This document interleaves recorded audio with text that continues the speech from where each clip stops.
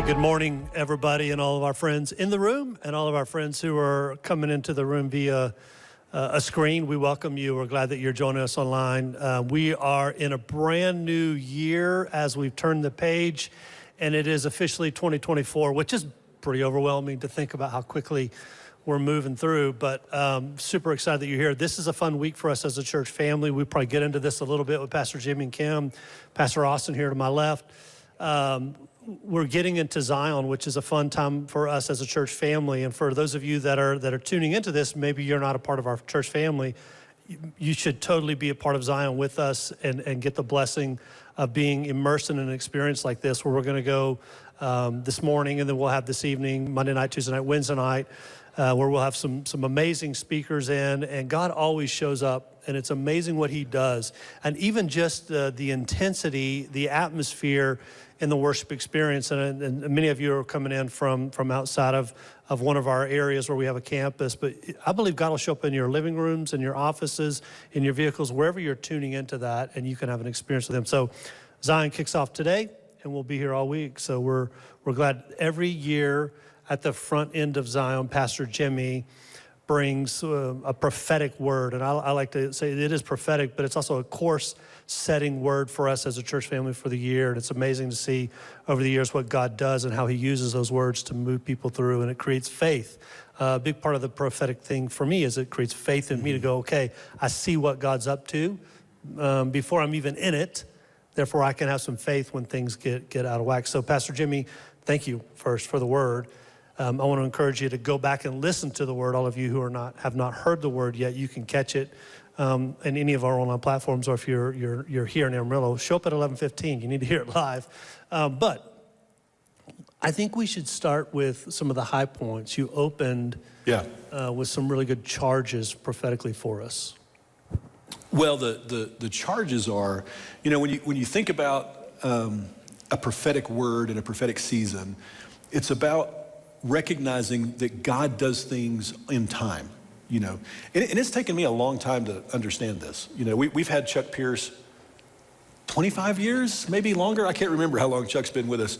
And I remember, I say I remember, it still sometimes is this way. Chuck comes and he gives his word, and I'm like, okay, I got to go back and study that. I need to go back and relook at that.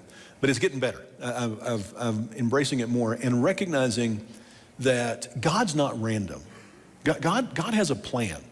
And, we always say this, God's never late. He's always right on time, right? And so when you think about it, and then you go back and you look at things like the feast.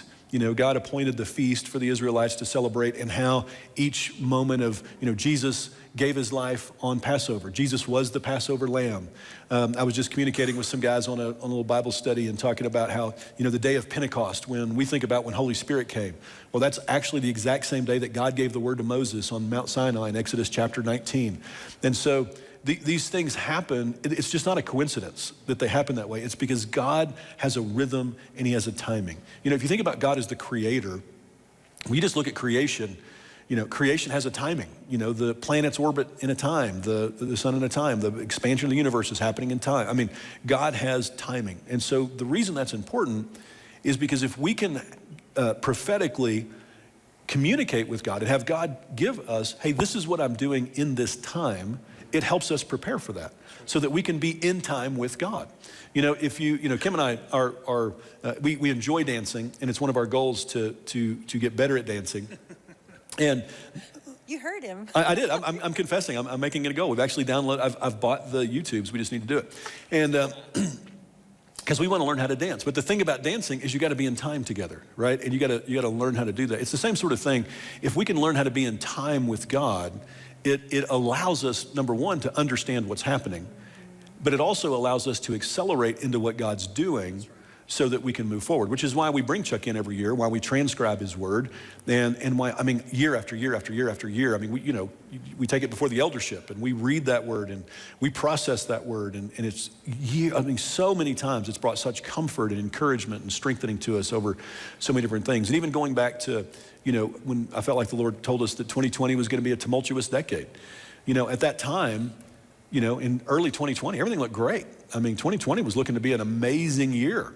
And then, of course, it turned out to be a tumultuous decade, and it's been a ride ever since. So just knowing what God's doing allows us to shift in. All right, so from the Hebraic year, this is 5784. And I'll say this, because this might help some of our folks.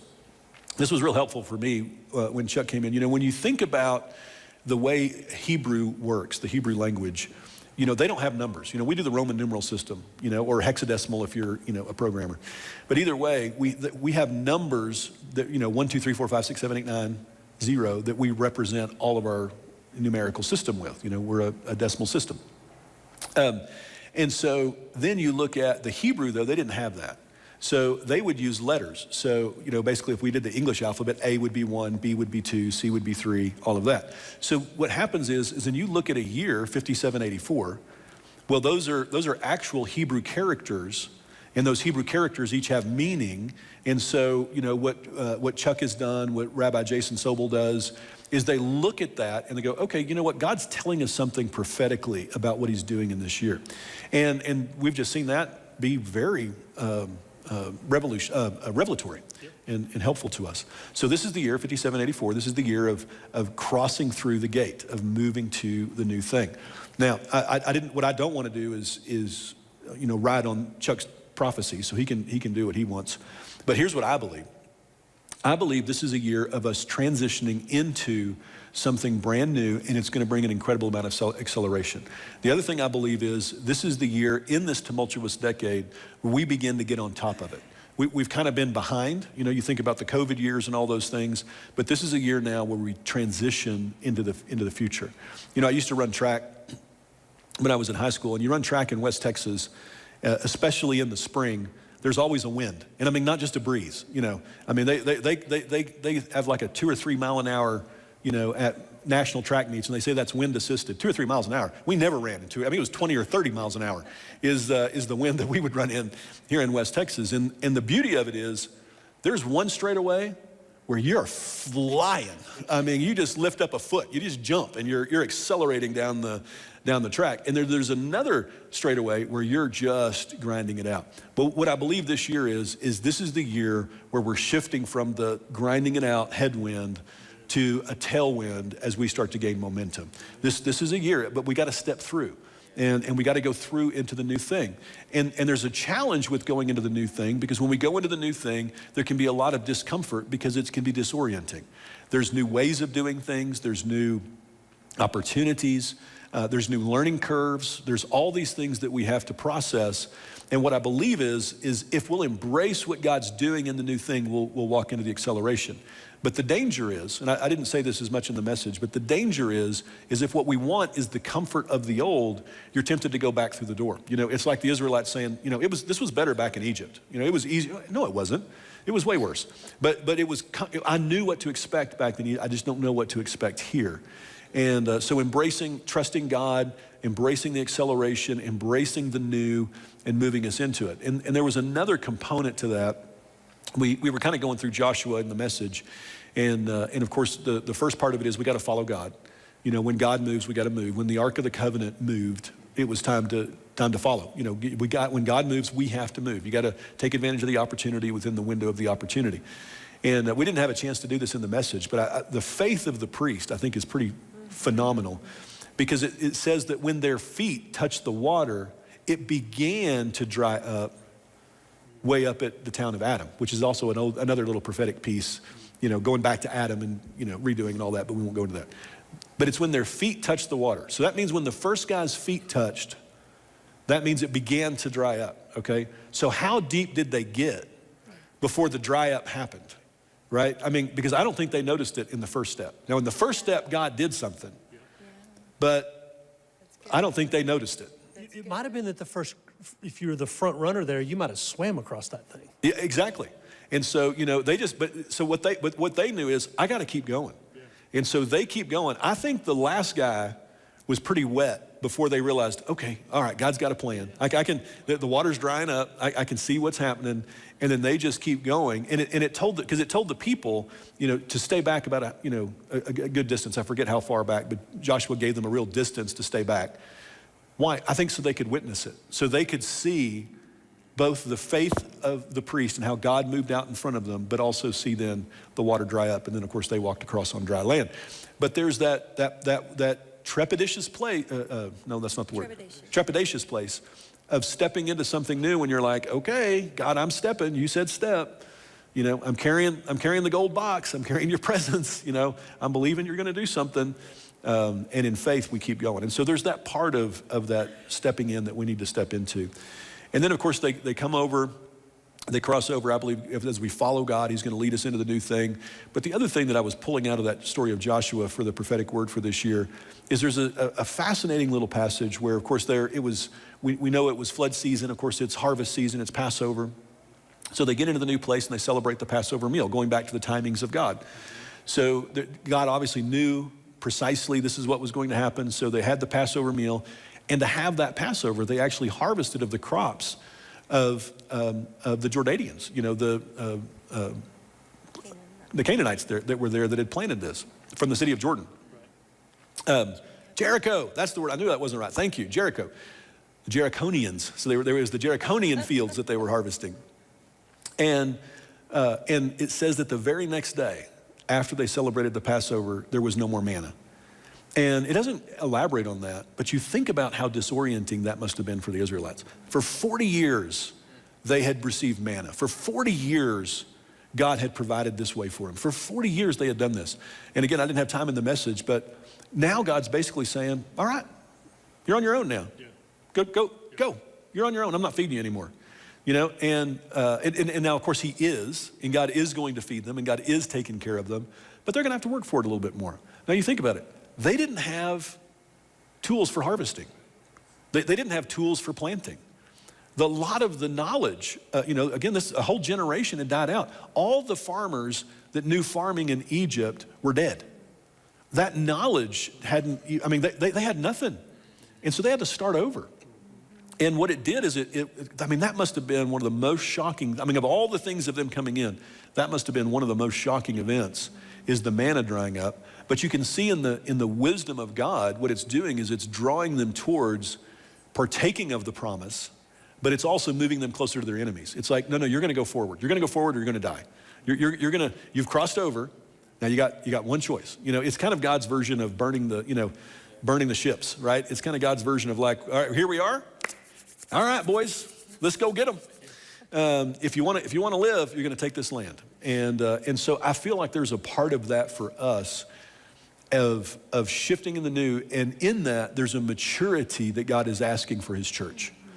And part of that maturity is accepting responsibility for the people around us. You know, for so long, for the last, I don't know, you guys can maybe even help me, at least 75 years, but I'd probably go back to the last 150 years, maybe longer. You know, the way you do church is you have a good service, you know, you have good worship, you know, you do things right, you know, be excellent, and people will come. Well, those days are over. I mean, those days are over. We're in a post-Christian society now. In fact, there are some that would argue we're in an anti-Christian culture at this point. And a culture that's antagonistic towards Christian beliefs. So it's not going to, the way the kingdom is going to be advanced is not just by doing church well. It's going to be by taking responsibility and ownership of the culture, which is something we've been talking about here for years. I mean, it's not a new concept, but I do believe there's a new weight as we're transitioning into this new year and a new responsibility that's coming. And that's part of the shift that's taking place. And so God's growing us. You know, I don't think he's drying up our resources. In fact, I think quite the opposite. I think our resources are increasing. I think he's going to continue to add resource. But the way that we're going to advance is by advancing the kingdom, not just trying to grow the church. And again, that's been a big part of Trinity's philosophy really forever. I mean, that's not a new thing for Trinity. But the way which that happens and the way that responsibility gets picked up, I think is important. So anyway, sorry. No, it's incredible. It's an incredible setup. I didn't mean to repreach the entire message. No. We need it. This is a unique message. It's the prophetic. You're setting the prophetic course for the year, and it's really great. We have some wonderful questions. I'm looking at them. Come on. Absolutely. So as far as, you know, there's a couple questions regarding God's moving. How do I know where he's moving, what he's doing, so I can be a part of it? So one question is simply, how do I know what God is doing so I can be a part of it? Go ahead. I'll help you with your voice. Yes, thank you. Well, I think something that's very important there in the stories there in Joshua is that they didn't do anything just on their own, by their own presumption. That's right. So they followed the presence of God. So it's through our relationship with God that we follow God, we hear God's voice, and then we're responsive. And so part of walking in faith means that we don't see it all happening, but we hear him and we trust. We can trust that we have got a good God who has good plans for us. Even if we don't understand all the details of them, I can trust that God has a good plan for me and that he's with us. And that's what he was trying to show the Israelites, is that I'm going to do something different. But I was the provider of the resource of manna, and I'll be the provider of your resource of the fields that you're going to plant. I'll be the one who goes before you, and I'll give you the land. I'll defeat the enemies with you as you follow my lead. I love the scripture at 2 Corinthians 2:14 that says, thanks be to God who always leads us in triumph. So I find a great comfort in that although that there is, I would love to say that I love change. I don't. I'm just like everyone else in that way, that I like the comfort of some familiar, or especially if something is unknown, that I'm like, wait, I didn't expect this. And that can be disorienting. But every time when the Lord brings me back to, Lord, where are you? And I'm going to choose to trust you. And I don't want to get out in front of you, but I want to follow you. And so I'm willing to trust that I can follow you. And if I get a little off course, or if maybe, this often happens, is we hear a prophetic word and in our minds we start forming an idea of how that's going to look. It's just human nature. And God has grace for that. But yet if I keep going back and submitting it to the Lord, or when I say, most of the time, when it's like, this is not how I saw this happening, and then to see that the Lord is so kind and gracious and he will redirect, and I'm like, he's God, I'm not, but we follow his presence. Thank you for that. Another question on this topic of God moving is, someone says, how do you know if you're supposed to move or wait? Because God is moving, or waiting on him to move. So when do you know when the action takes place? Yeah, and that's always a challenge. What I would say is we do everything in faith. You know, Hebrews 11:6 says, without faith it is impossible to please God. Well, if that's true, then the inverse of that statement is true, which is when we act in faith, we always please God. And so what I believe is a lot of times we can know when God is moving, and we just got to trust it. And so we trust that we hear his voice. I encourage you to write the thoughts of God. I encourage you to be active in prayer. As you were reading the word, praying, and writing the thoughts of God, you know, journeying a little bit, I promise you, you'll know, you won't miss God. You're not going to miss God when he shifts. I think one of the things we try to do sometimes is we try to rationalize when God's calling us to do something. Yeah. And we need it to make sense in our natural minds, and that's where we take faith out of the equation. And sometimes it feels irrational in our natural mind, but as we lean into the presence of God, he clarifies those things for us, and that's where faith comes to produce ultimately the courage in us to move. You think about Joshua, 40 years, he would have been comfortable in that zone as well, and the faith in him that said, we're going across. That's right. And if he had ignored that little nudge from Holy Spirit, I believe it was Holy God directing, if he would have ignored that nudge, they could have spent another 10, 20 years in the wilderness. Oh yeah. So there's that courage piece that comes in where it's like, okay, we're gonna move. Which takes you to Joshua chapter 1, which I didn't go to because I preached it a couple of years ago, which is the entire Joshua chapter 1 is be strong and courageous. You know, that's the people told him, God told him, Moses told him, everybody says be strong and courageous. And so, you know, if you want to hear God's voice, pray for strength and courage. No, go ahead. I just love how you did bring that up about just rationalizing, because I think sometimes if we get stuck in our own thinking, then we're stuck in a pit of pros and cons, or of like, or why we shouldn't be doing something. Well, this doesn't seem like wisdom for us to, you know, go ahead and start doing something different. Well, the reality was, one, I love that God just did something different. I'm going to make it easy for you, so y'all aren't going to even have all these conversations. You're going to have to make a decision. So I do appreciate that. But not getting stuck in the pros and cons, that's a pit that we've got to get up out of, to hear God and to follow his presence. That's right. I love that. The Christian life, this is kind of what it looks like. There's an expectation that God is moving, that he is doing something, and our job is to to hear him, obey, and go. So naturally, faith is something that leads us regularly. We make a plan, but then he determines our steps. So there's expectation that in our lives, God is going to be speaking. He is going to be creating moments for us to grow and mature. So it's really just a part of our Christian walk. And I want to add something to that, because there's one of the things that we often say is the way we hear God is by peace. We have a peace. And I believe there's definitely a truth to that, in that we can have a spiritual peace that God is moving us. That doesn't mean we have an emotional peace necessarily. In other words, sometimes we confuse what I'm comfortable with the peace that comes from God. And one of the ways that you know it's God is when you have a peace in your spirit, but your soul is freaking out. Yeah. Your spirit is going, yeah, it's going to work out. It's going to be good. And your mind is going, no. You don't understand. There's this. And your spirit's going, no, it's going to be good. So I would just encourage us, don't confuse what you're comfortable with the peace of God. Yeah, that's right. Because if we only go with what we're comfortable with, we'll never move. That's right. That's the Israelites saying, let's go back to Egypt. Now, I want to go back to slavery because that was comfortable. I knew what to expect.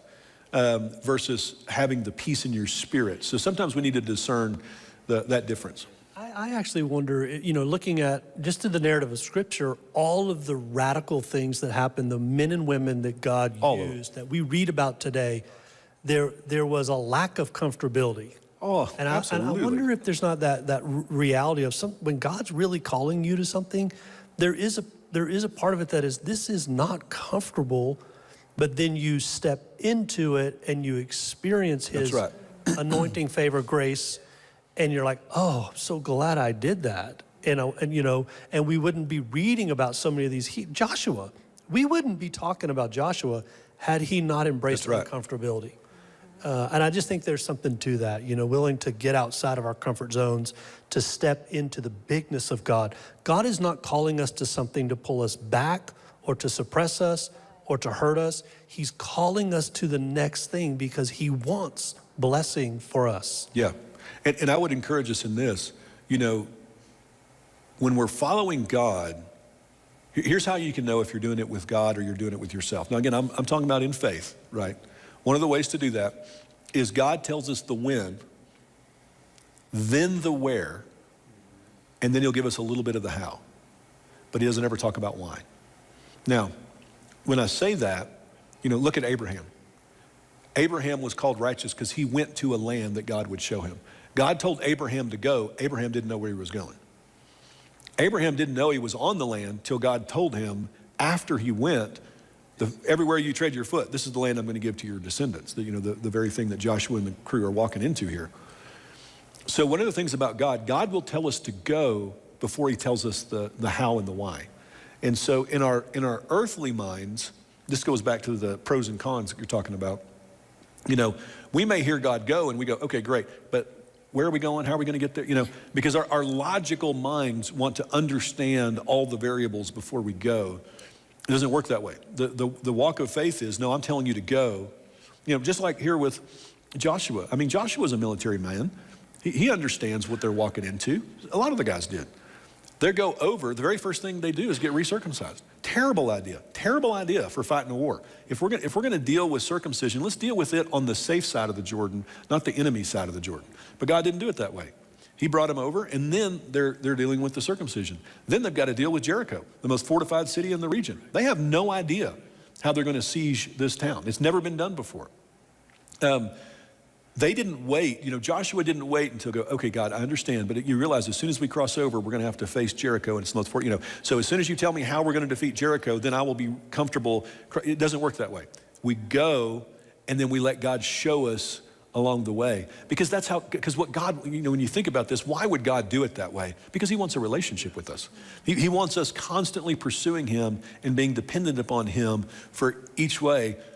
And why would God do it that way? Because he wanted Jericho to He wanted to tear down the walls of Jericho. He wanted to be the one, and he wanted the Israelites to experience that. And so we just got to trust him. The adventure is in trusting God and believing in him along the way. Yeah, and it's in line with things that I hear you say a lot. There's no shortcut.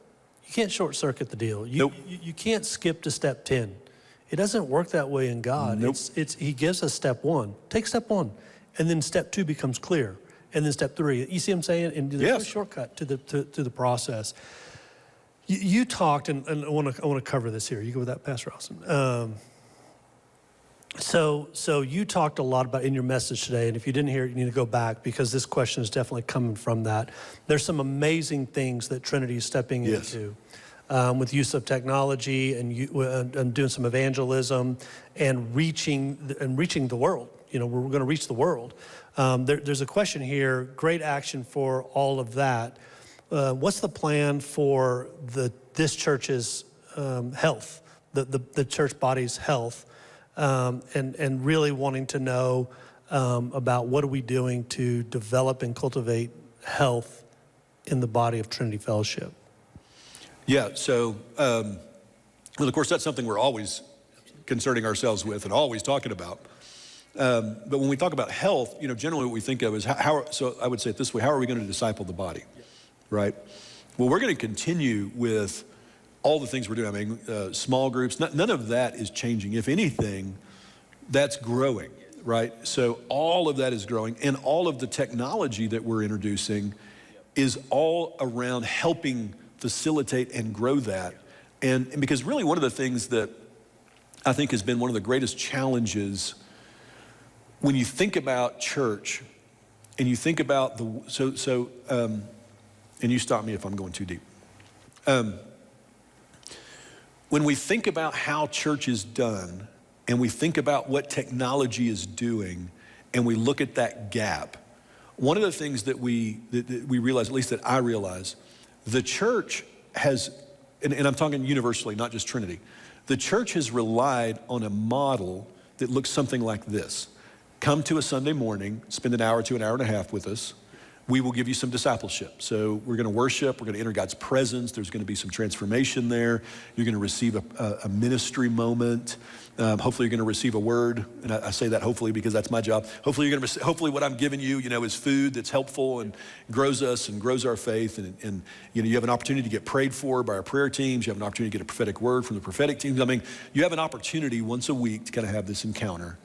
And then, you know, hopefully you can be a part of the dream team and you can serve and have some folks that are surrounding you. And when I say surrounding you, a community that knows you, you know, and so if you're sick, you know, they can take care of it. I mean, you know, that knows who you are and that you're a part of. And then also that you can be a part of a small group. And, you know, and y'all meet maybe once a week. Okay, so if we add all that up, that's like 3 hours a week.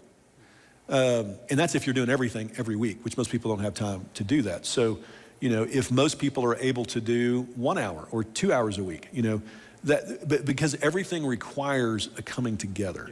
So one of the things that's missing, and this is what the way the world is moving, you know, the world is moving to interaction, to more interactions, but interactions that can take place where you are instead of you having to be there, you know, and you know, you think about even the way work is being conducted today, the way communication goes out. I mean, how do you stay in touch with your family? Most of us, I mean, it's not that we don't talk to our families, but most of the time it's because we are all on we have a shared text stream and we're all connecting and communicating. Well, none of those tools have really existed in the church. And so that's what we're introducing. So what it's going to allow then, when we're talking about how do we disciple a congregation, you know, what the tools are going to allow, I mean, tools are just tools, right? But what it's going to allow then is now a small group can connect every day throughout the day.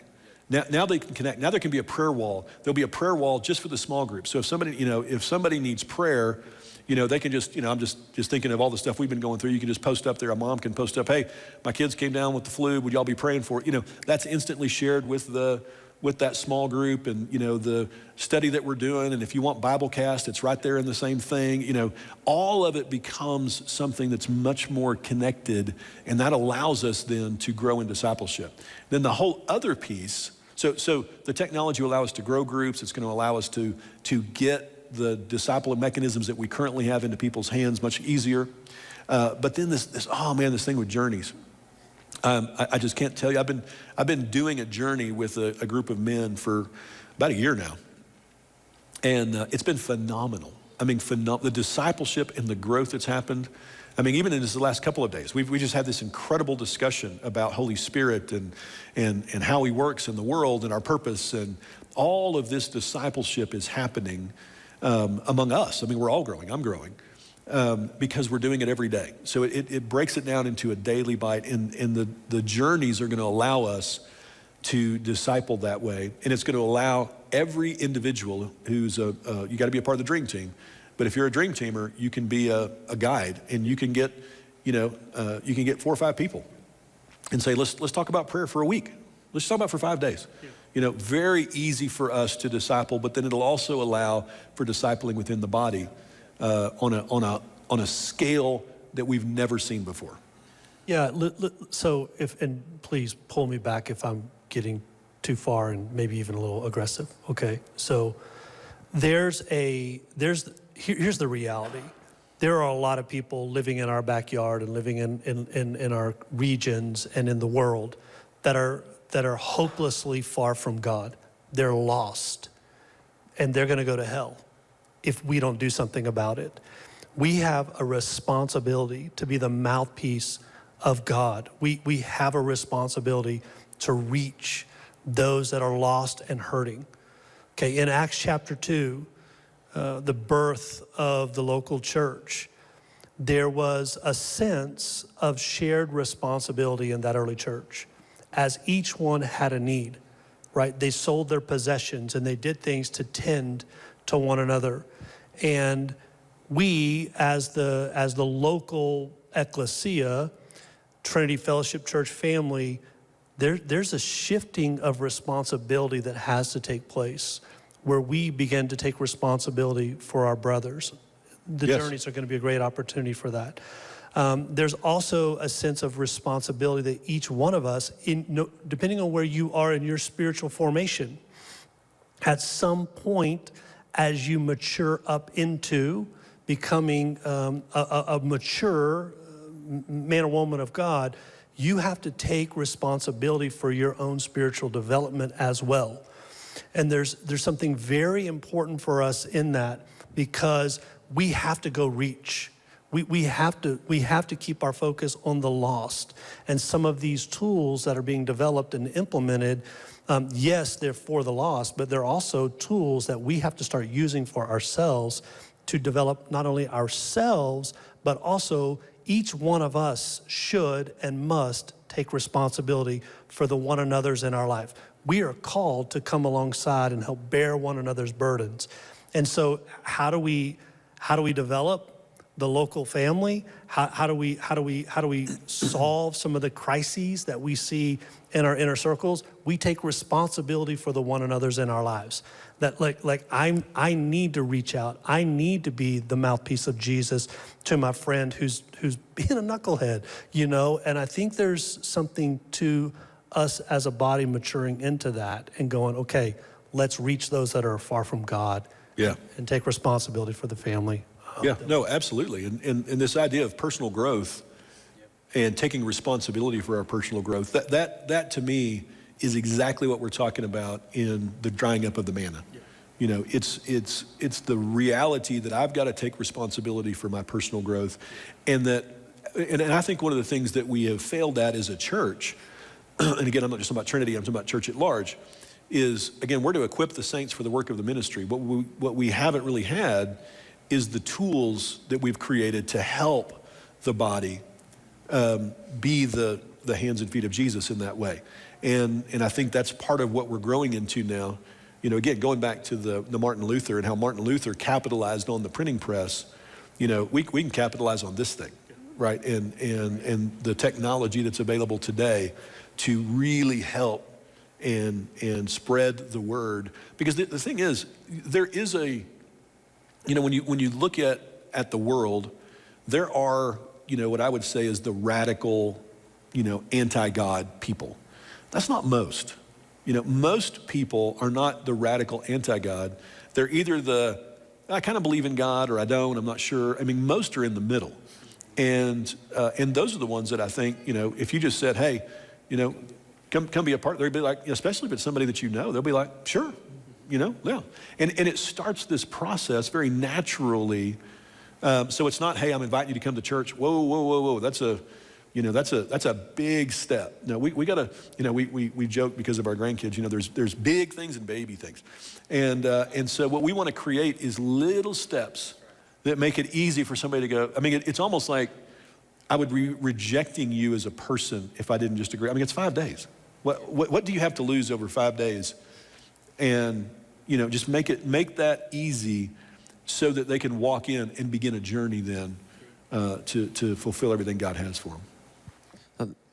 I do think it's important to be equipped means, or to be healthy means that you're being equipped. And so you're using the equipment. So I think if I hear you correctly, one thing you're saying is that we haven't necessarily had all the tools. And so although sometimes we need our church family as part of our acute help, that I need to talk to a pastor, I'm hurting, we just went through a crisis, something. Well, we're gonna be that. We've always been that. We're going to be it, but we're not just a hospital. Otherwise, who are we helping? If we're just a hospital, we're not helping you get well and healthy and to grow stronger, which is part of our vision statement, the part of the assignment that the Lord has called us to. So it's almost, I think, like seeing more of a gym and getting an upgrade on some of our equipment within this gym to help our church family to grow stronger, use these tools and take some responsibility to gain personal spiritual strength and to help others grow in their personal strength. That's really good. Pastor Jimmy, you were talking about how the future of not just this church, but church at large is impacting growing the kingdom of God, advancing the kingdom, even outside of our walls.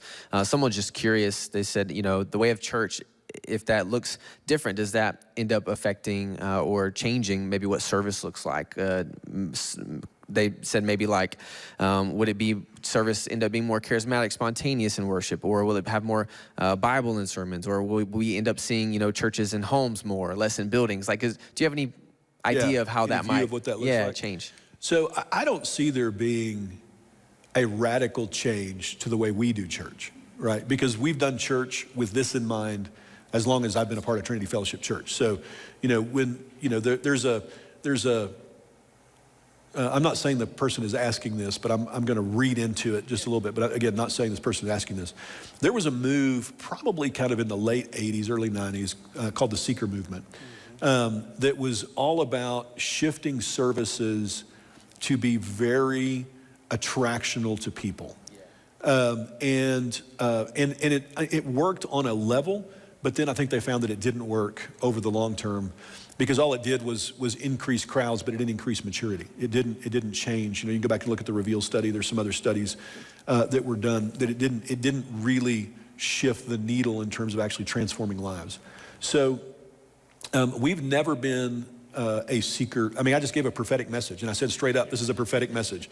A seeker church would never do that. They would never say the word prophetic from the stage. We have whether you see it or not, I mean, Pastor Matt gave a great prophetic word today. We do a prophetic word in every single service. When the ministry moment happens, the ministry leader is charged with bringing a prophetic word to the body each and every service, not even every week, but every service. We have prophetic teams. I mean, all of those things. One of the most amazing things we had, and they were in here, they stepped out a little bit ago, but we've got a group that's been inviting these Buddhist monks to come to church. And they've been coming over the last several weeks, and it's been amazing. But what's been so encountering to those monks is the services are fun. I think they're enjoying that. They were here for part of Who Is This Jesus?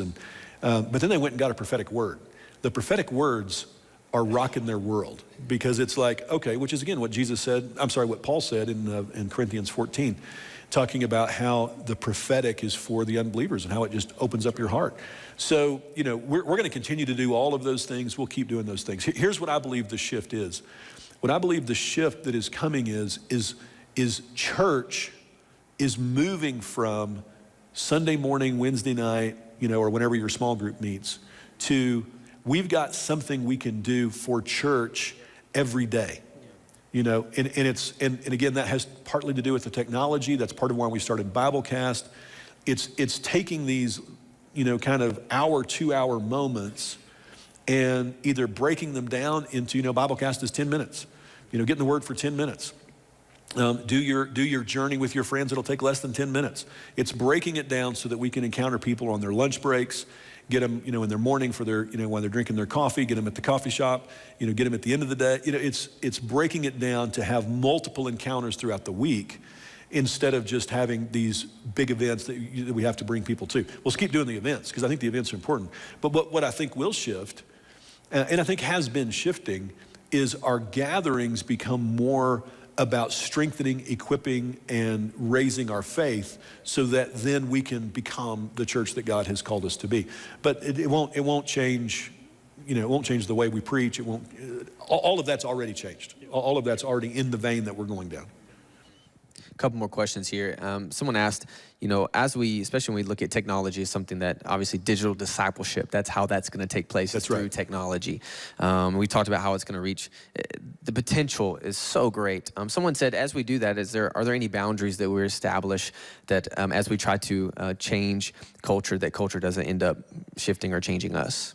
Yeah, so there are boundaries, yes. For an example, to be a guide, you have to be on the dream team. To be on the dream team, you have to agree to our statement of faith. So you have to be a member of Trinity. So yes, we do have some guides, but I would say anytime you birth a baby, right, there's a mess involved, right? There's an element of, we got to change these diapers. I fully expect to have a lot of poopy diapers that we're going to have to deal with along the way, and I'm very excited about it because that means life is happening, growth is happening, and I would much rather deal with a lot of life and having to clean up some messes than be so worried about having a mess that we minimize the opportunity for life. So I don't know if that's the right way to answer that question, but just if you know the way we're leaning, what I love about Jesus, when you look at how Jesus did it, and if you watch The Chosen, I think they did this scene beautifully. Jesus is with his disciples for we don't know how long. I think it was about 6 months before he starts sending them out 2 by 2. So he's telling them, you're going to go here, you're going to go here, you're going to go here. And if you saw it in The Chosen, it was perfect because all of them are looking at Jesus like, what are you talking about? Master, we're not ready. We're not equipped to do this yet. And Jesus is like, no. All authority has been given to me. Go, heal the sick, raise the dead. He didn't even give him just an easy, heal the sick, raise the dead, cleanse the leper, cast out demons, preach the kingdom of heaven is at hand. Freely you've been given, so freely give. Go, see ya. And he sends them out. And so they go out and they mess everything up. They just create messes. Now, a lot of good things happen, but they create messes, and Jesus has to come back and kind of clean up some of those messes. And what does Jesus do? Does he go, oh, man, that was such a dumb idea. We needed a school. These guys need degrees before. No, he just gets 72 now, and he sends out the 72. He does it again, and he sends more out. And then they're coming back, and they're arguing over who's the greatest. Jesus he's not mad at them, arguing over who's the greatest. He's like, hey, he uses it as a teachable moment. Now, let me tell you about humility. And he calls a child in, and so it's about getting people activated as quickly as possible and then maturing them along the way. If you've been at Trinity for very long, you can know that we are absolutely all about absolute truth. So that is unchanging. We are, our foundation is firm in what we believe that God has said, and we believe that is unchanging.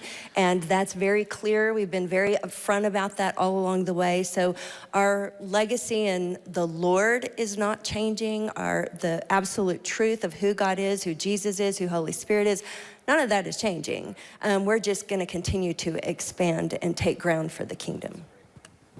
One of the things that we unveiled this morning in the service was a fresh look for Trinity Fellowship. A new logo is emerging, and I don't see any of our tech crews are over in the other room getting ready for the next service. We may have some of our team members on the chat. If you're on the chat team, drop that new logo in the chat. But this is a process that began for us 21, we started Oh yeah, I think that's right, man. Who we are, our core values as a church family.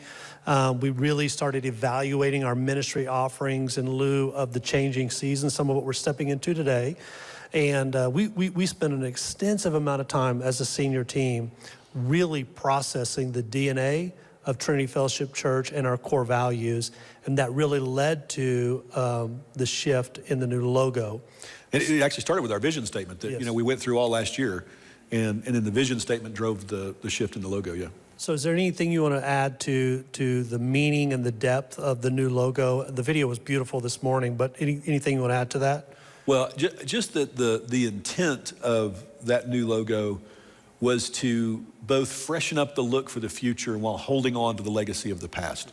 You know, one of the mistakes I think that we make often is it's out with the old, in with the new.